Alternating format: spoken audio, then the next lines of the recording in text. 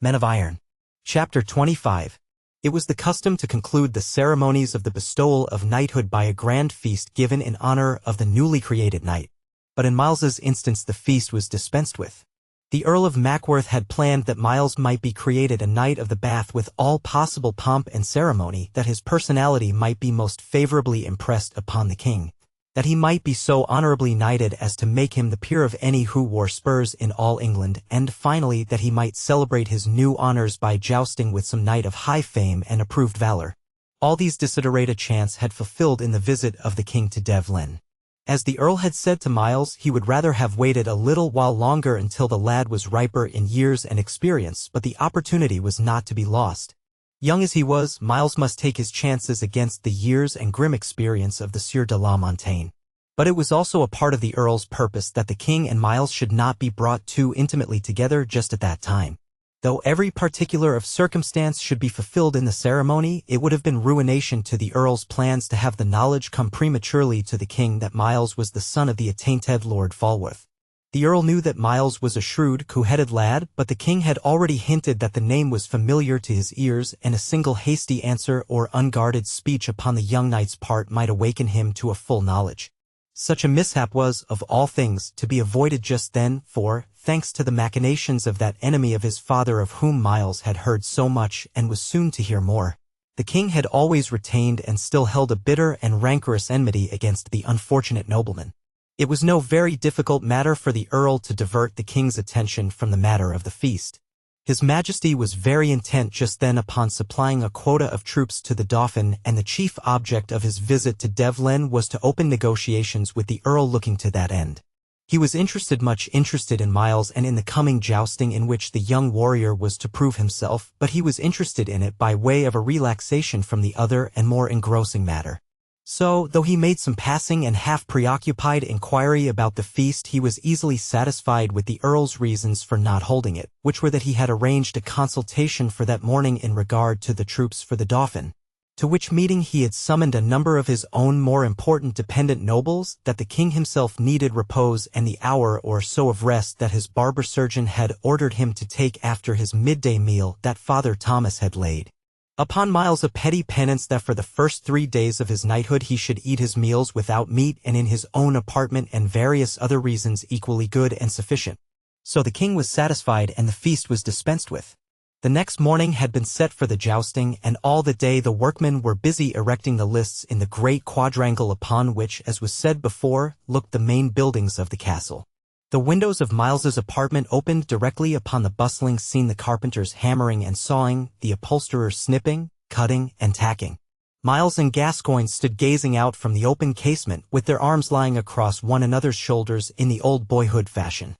And Miles felt his heart shrink with a sudden tight pang as the realization came sharply and vividly upon him that all these preparations were being made for him, and that the next day he should, with almost the certainty of death, meet either glory or failure under the eyes not only of all the greater and lesser castle folk, but of the king himself and noble strangers critically used to deeds of chivalry and prowess.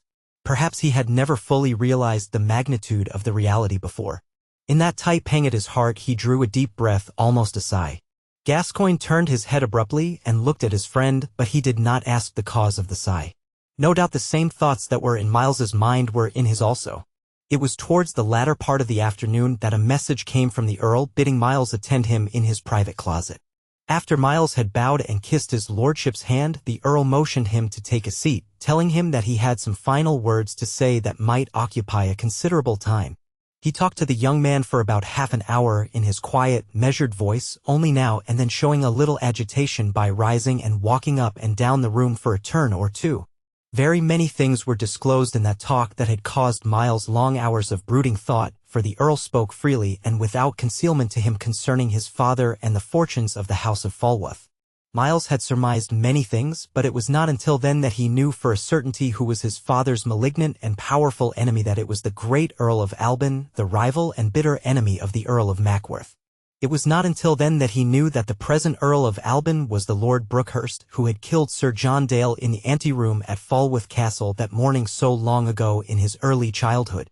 It was not until then that he knew all the circumstances of his father's blindness, that he had been overthrown in the melee at the great tournament at York, and that same Lord Brookhurst had ridden his iron-shod war-horse twice over his enemy's prostrate body before his squire could draw him from the press, and had then and there given him the wound from which he afterwards went blind.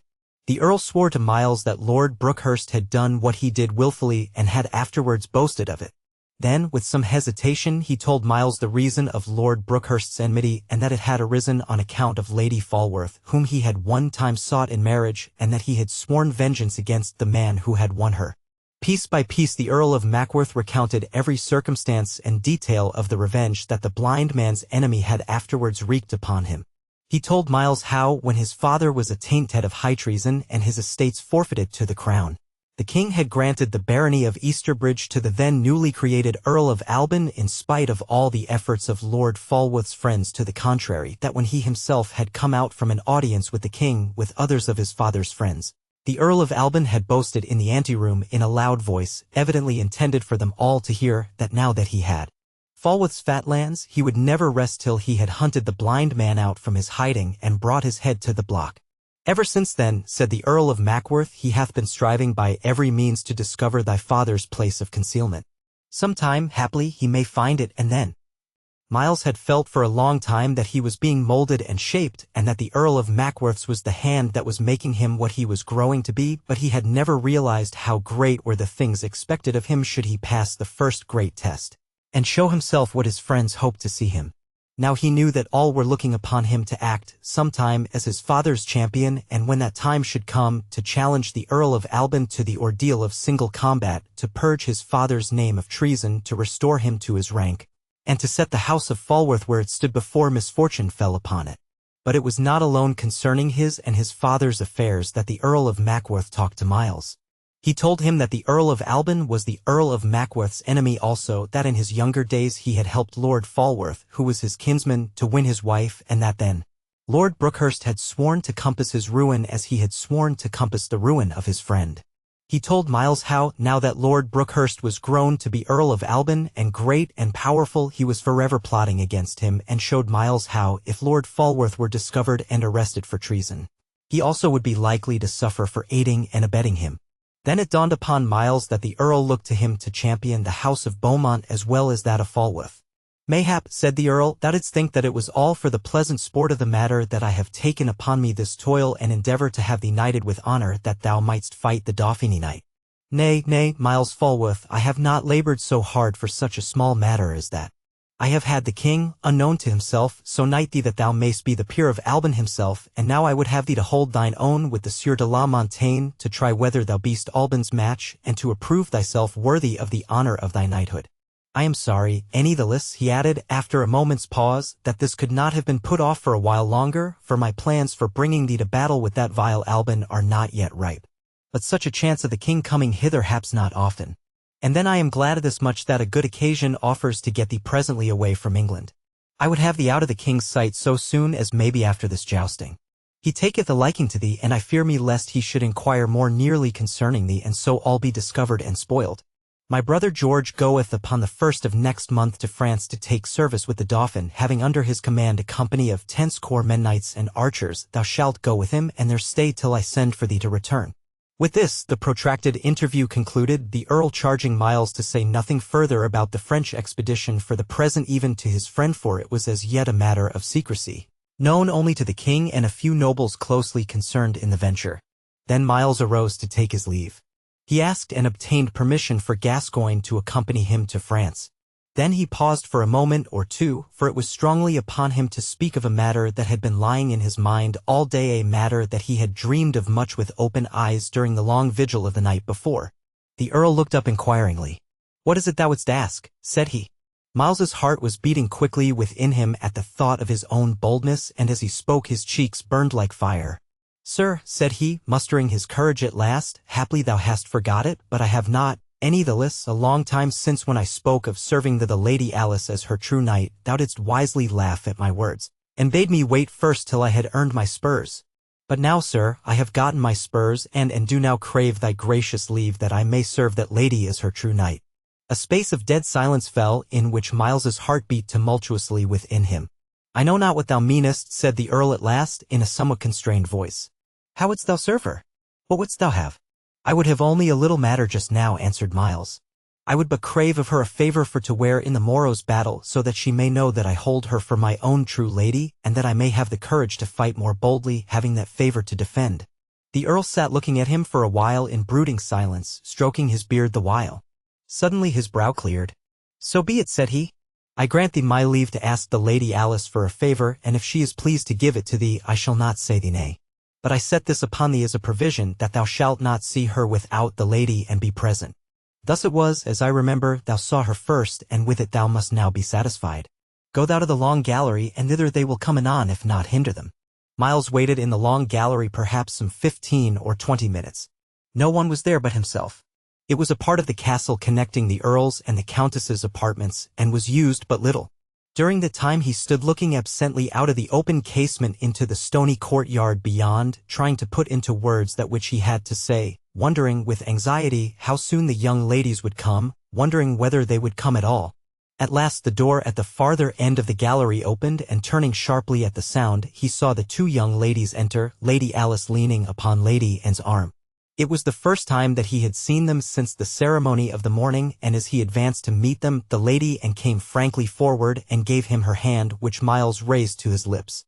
I give thee joy of thy knighthood, Sir Miles, said she, and do believe, in good sooth, that if any one deserveth such an honor, thou art he. At first little Lady Alice hung back behind her cousin, saying nothing until the Lady Anne, turning suddenly, said, Come, coz, hast thou naught to say to our new-made knight? Canst thou not also wish him joy of his knighthood? Lady Alice hesitated a minute, then gave Miles a timid hand, which he, with a strange mixture of joy and confusion, took as timidly as it was offered. He raised the hand and set it lightly and for an instant to his lips, as he had done with the Lady Anne's hand, but with very different emotions. I give you joy of your knighthood, sir, said Lady Alice, in a voice so low that Miles could hardly hear it. Both flushed red, and as he raised his head again, Miles saw that the Lady Anne had withdrawn to one side. Then he knew that it was to give him the opportunity to proffer his request. A little space of silence followed, the while he strove to key his courage to the saying of that which lay at his mind. Lady, said he at last, and then again, Lady, I have a favor for to ask thee. What is it thou wouldst have, Sir Miles? She murmured in reply. Lady, said he, ever sin I first saw thee I have thought that if I might choose of all the world, thou only wouldst I choose for my true lady, to serve as a right knight should. Here he stopped, frightened at his own boldness. Lady Alice stood quite still with her face turned away. Thou art not angered at what I say? He said. She shook her head. I have longed and longed for the time, said he, to ask a boon of thee, and now hath that time come. Lady, tomorrow I go to meet a right good knight, and one skilled in arms and in jousting, as thou dost know. Yea, he is famous in arms, and I be nobody. Natheless, I fight for the honor of England and mack with Anne, and for thy sake. Thou art not angered at what I say? Again the Lady Alice shook her head. I would that thou would give me some favor for to wear thy veil or thy necklace. He waited anxiously for a little while, but Lady Alice did not answer immediately. I fear me, said Miles, presently, that I have in sooth offended thee in asking this thing. I know that it is a parlous bold matter for one so raw in chivalry and in courtliness as I am, and one so poor in rank, to ask thee for thy favor. And I hath offended, I prithee let it be as though I had not asked it. Perhaps it was the young man's timidity that brought a sudden courage to Lady Alice, perhaps it was the graciousness of her gentle breeding that urged her to relieve Miles's somewhat awkward humility. Perhaps it was something more than either that lent her bravery to speak, even knowing that the Lady Anne heard all. She turned quickly to him. Nay, Sir Miles, she said, I am foolish, and do wrong thee by my foolishness and silence, for, truly, I am proud to have thee wear my favor. She unclasped, as she spoke, the thin gold chain from about her neck. I give thee this chain, said she, and it will bring me joy to have it honored by thy true knightliness, and giving it, I do wish thee all success. Then she bowed her head, and turning, left him holding the necklace in his hand. Her cousin left the window to meet her, bowing her head with a smile to Miles as she took her cousin's arm again and led her away. He stood looking after them as they left the room, and when they were gone, he raised the necklace to his lips with a heart beating tumultuously with a triumphant joy it had never felt before.